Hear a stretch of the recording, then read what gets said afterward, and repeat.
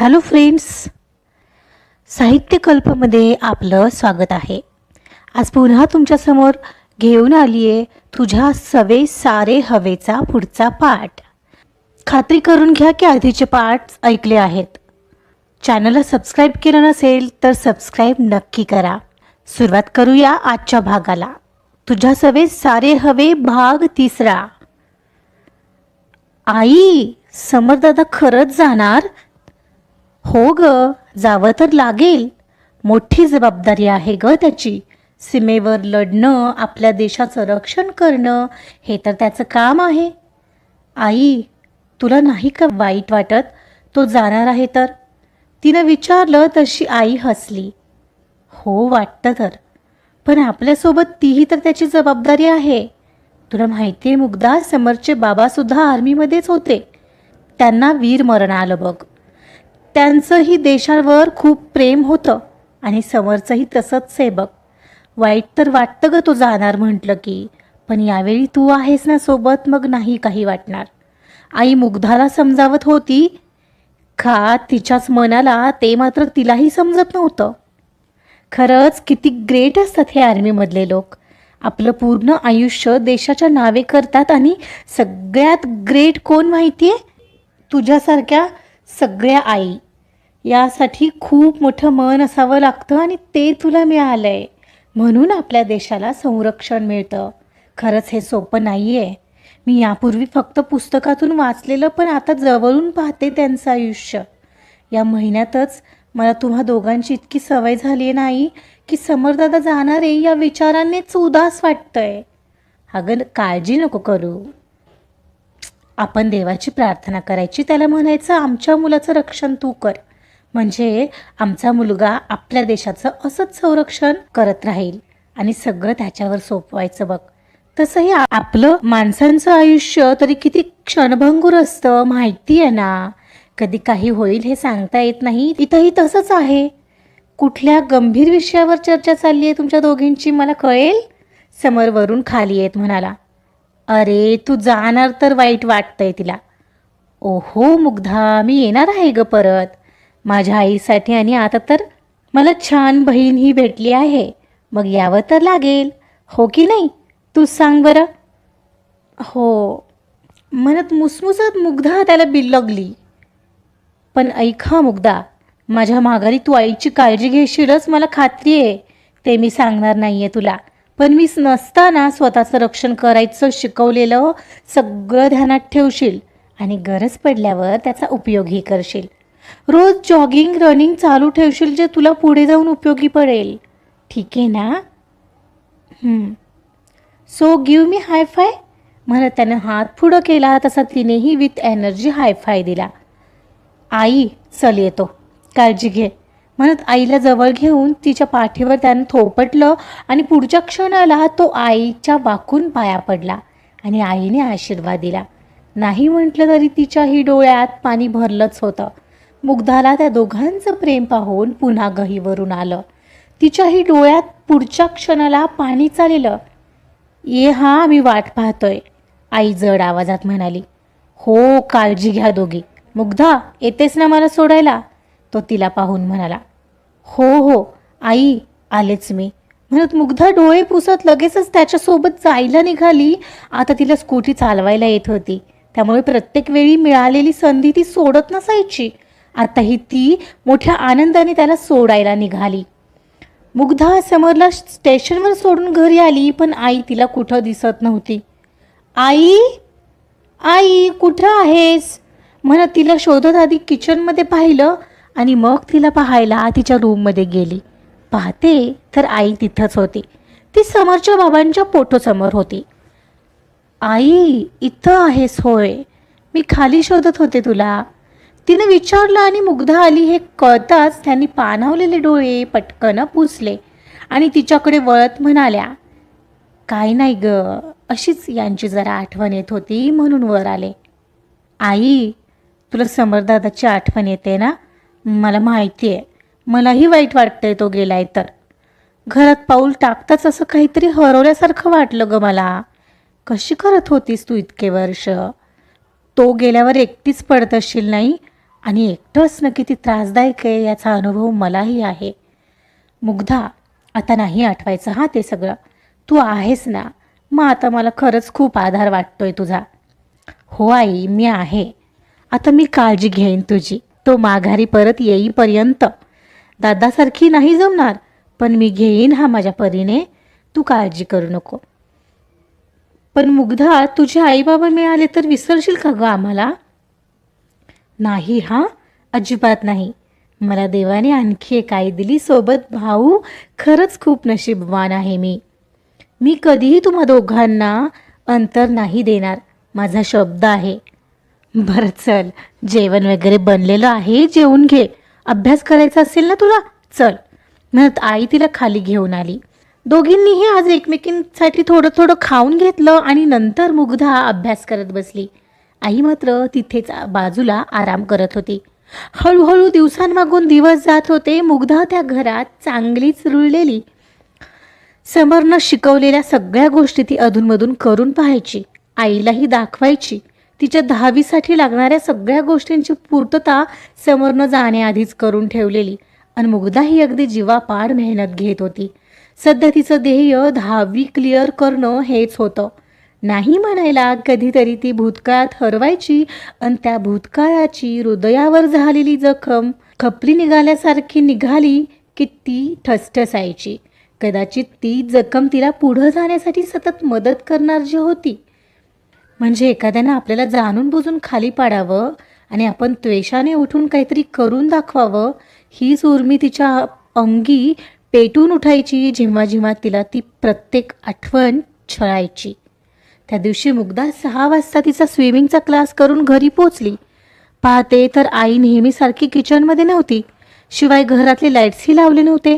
संपूर्ण घरभर अंधार पसरलेला. ती एक एक लाईट लावत वरती त्यांच्या रूमपर्यंत आली. रूममधली लाईट लावून पाहिलं तर आई तिच्या रूममध्ये होती, पण आज चक्क ती झोपली होती. आई, अगं यावेळी झोपली आहेस? बरी आहेस ना? नाही ना ग, थोडी कणकणी वाटते, आई मलूल आवाजात म्हणाली. ओ, बरं, तू पडून राहा, मी तुझ्यासाठी काहीतरी करून आणते, तिच्या कपाळाला हात लावून पाहत मुग्धा म्हणाली. अगं मी करेन, तू जा जरा देवाजवळ दिवा लाव, मी उठतेच आता. नाही नाही आई, तू पडून राहा, मी बनवते आज जेवण आणि मला येतं बरं का. आज माझ्या हातचं जेवण खा हां. मी देवाचा दिवा लावते आणि लगेच जेवण बनवायला घेते. पण तू गोळी घेतलीस का? नाही ग, जेवल्यावर घेईन. बरं बरं, मी आलेच, तू राहा बरं पडून, म्हणत आईला जबरदस्तीने झोपवून ती देवघरात आली. देवाच्या पुढचा दिवा लावला आणि हात जोडले. तिथूनच लगेच जेवण बनवायला किचनमध्ये आली. तिला किचनमधल्या जेवण बनविण्यासाठी लागणाऱ्या वस्तू बऱ्यापैकी माहिती झाल्या होत्या. ती आज कित्येक दिवसांनी जेवण बनवत होती, पण एक एक क्षणाला तिला जेवण बनविताना आपोआप तिच्या खोट्या बाबांची आठवण झालीच. असं कित्येक वर्ष खोटा बाबा बनून राहणं कसं जमू शकतं एखाद्याला? ज्या मुलीला आपण वाढवतो, शिकवतो, तिला असं अचानक भलत्या सलत्याच्या हातात कसं काय बरं सोपवू शकतो? बाबा या शब्दाचाही अपमान. ती मनातून कडवट हसली. हात तर चालू होते, पण ती जेवण बनवताना नकळत तिच्या भूतकाळात हरवली. काही दिवसांपूर्वी लांब सडक केस अन पायात घातलेले पैंजण वाजवत धावणारी मुग्धा. देवाने अगदी आखीव रेखीव बनवलेलं तिला. इतकं अप्रतिम सौंदर्य, तेही चेहऱ्यावर कसलाही मेकअप नसताना. त्यात वयात आलेली ही कोवळी पोर चेहऱ्यावर वारंवार स्पर्श करणाऱ्या बटांना पाठीमागे सारत बकरीला पकडायला तिच्या मागे धावत होती. पण ती तिच्या हातात येईल तर शपथ. पण ती बकरी तर कुठेही म्हणजे कुठेही धावत होती. राखी, थांब म्हटलं ना. ती म्हणाली तशी ती एक जागेवर थांबली. मुग्धा आता ती हातात येईल म्हणून खुश होत तिला पकडणार तर ती पुन्हा धावली. जा, मी ना बोलणारच नाही तुझ्याशी, नको येऊस. तिच्यावर लटका राग काढत ती घरात निघून गेली आणि कॉटवर येऊन हाताची घडी घालून बसली. कोणीच नाही आहे माझ्यासोबत बोलायला. हे बाबा मला कुठे जाऊ देत नाहीत. अगदी घराबाहेर पडायलाही मला बंदी केली आहे. कशी बशी 7वी पूर्ण करू दिली, पण कोणाशी मैत्री करायची नाही, कोणाशी बोलायचं नाही. मग करायचं तरी काय एकट्याने घरी बसून? 4 वेळा घर आवरलंय मी सकाळपासून, तरीही आत्ता फक्त दुपार झाली आहे. शाळेत पुढं जाते म्हणते तर तेही ऐकत नाहीत. आई असती तर मला घरात एकटं तरी वाटलं नसतं. घर पण असं आहे गावाबाहेर, तेही टेकडीवर. इथे छतावर चढल्यावर काय सुंदर नजारा दिसतो बाहेर. मलाही पाहावं वाटतं हे सगळंच. ते क्षितिजा पलीकडचं आकाश आणि त्या डोंगर रांगाही, वाहणारी नदी आणि आकाशात उडणारे पक्षीही. पण हे बाबा, सगळ्यांचेच बाबा असे असतात का? झाडं, फुलं, या काही बकऱ्या आणि रात्री आकाशात टिमटिमणारे तारे, याशिवाय मला आता कधीच कोणाला पाहताच येत नाही आहे. मला पाहायचं आहे ते सगळं. मला तो समोरचा जाणारा रस्ताही कुठं जातो माहीत नाही आहे. कुठं घेऊन जात असेल तो? त्या रस्त्यावर तरी कोणीतरी माझी वाट पाहत असेल का? कोणीतरी का वाट पाहिल माझी? पण असं का वाटतं मला की कोणीतरी माझी वाट नक्की पाहत असेल? मुग्धाच्या मनात पडणाऱ्या असंख्य प्रश्नांना गेल्या 15 वर्षात कधीच उत्तर मिळालं नव्हतं. तिनं जाणून घ्यायचा प्रयत्न केला तर तुला 18-19 वर्ष पूर्ण झाली की मग सांगेन. तुझं लग्न लावलं की तुला हवं ते पहा, असंच उत्तर तिच्या बाबांकडून मिळायचं. जास्त प्रश्न केलेले त्यांना आवडत नसायचे. मुग्धा, ए मुग्धा, मी आलोय. बाहेरून आवाज आला तशी ती पटकन उठली. बाबा आलात? या या, मी जेवायला वाढते. ते आलेले पाहून ती आनंदली. हो बेटा, हे घे, काही आंबे आणलेत मी सोबत, जेवताना घे खायला. हो बाबा, घेते, म्हणून तिनं एका बाजूला आंबे धुवायला पाण्यात ठेवले आणि एका बाजूला जेवायला वाढू लागली. बाबा, माझा उद्या वाढदिवस आहे ना लक्षात? हो का? उद्याच आहे का? बरं बरं, तिचे बाबा म्हणाले. विसरला होतात ना नेहमीसारखे? तुम्ही नेहमीच असं करता. पण मग उद्या नाही ना जाणार तुम्ही कुठे? आपण बाहेर फिरायला जाऊया का बाबा यावेळी तरी? ती प्रश्नांवर प्रश्न करत होती. अगं, मला काम असतं तर जावं तर लागेल. आणि तू नको तो हट्ट करत जाऊ नकोस. किती वेळा सांगितलं? पुन्हा हा विषय मला नको आहे. ते जेवायला बसत म्हणाले आणि जेव्हा कधीही वाढदिवस असायचा आणि ती त्यांना सांगायची तेव्हा हाताची बोटं नाचवत ते मनातच आकडेमोड करू लागायचे. आताही ते हरवलेच होते. बाबा, अहो बाबा, कुठे हरवलात? भाजी चांगली झाली आहे ना? मुग्धा विचारत होती. हो हो, झाली आहे, ते म्हणाले आणि पुन्हा शांत झाले. जणू त्यांचा कसला तरी गहन विचार चालू असावा. तिला ते असे गप्प झाले की काहीच विचारायची हिंमत होत नसायची, पण उगाचच तिच्या मनात भीती मात्र दाटायची. अच्छा, म्हणजे माझ्या बाबतीत त्यांचे तेव्हा हेच विचार चालायचे. 19 वर्ष मला सांभाळून ते विकणार होते तर, म्हणून 19 वर्ष मी वाट पाहायची होती. मग 16च वर्षाची झाली की अचानक असे का वागले काय माहीत. त्या रात्री कोणतरी जोरजोरात दार वाजवत आलं होतं, म्हणून त्यांनी मला अशा प्रकारे दुसऱ्या मार्गाने सोडलं. आता ही आठवण तिच्या शरीरावर रोमांच उठले. सगळे अविस्मरणीय आणि अविश्वसनीयही होतं. मला मात्र या माणसाला, माझा खोटा बाप म्हणवणाऱ्याला एक दिवस शोधायचे. किती विश्वासाने मी त्याला बाबा म्हणत होते. काय मिळालं असेल त्यांना माझ्याशी असं वागून? त्यांना विचारायचे. हो, तोच माणूस मला माझ्या खऱ्या आईबाबांकडे पोहोचू शकतो. मला त्यांनाच शोधायला हवं. मुग्धा, सापडते का तुला किचनमध्ये सगळं? आईचा एवढ्यात मागून आवाज आला. हो आई, तू कशाला खाली आलीस?